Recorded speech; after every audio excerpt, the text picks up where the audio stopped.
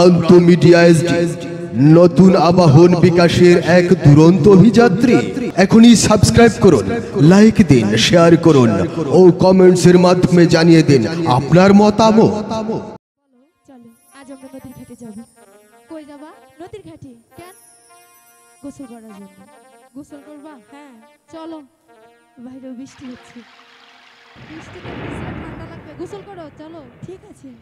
পাতা জলে নাই মা জমেলা পাতা মাইলন করে, পাতা জলে নাই মা জমেলা পাতা মাইলন করে, কোন রে দেখতে আই